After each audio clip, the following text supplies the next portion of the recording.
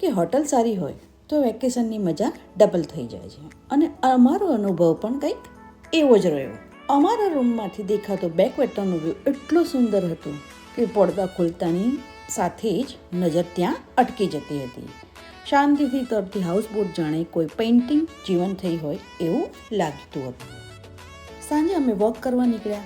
હોટલની પાછળ જ થોડું આગળ જતાં બેકવોટર એકદમ નજીકથી જોવા મળ્યું. એટલે આટલી બધી હાઉસબોટને આટલી નજીકથી જોવાનો અનુભવ ખરેખર અદ્ભુત હતો.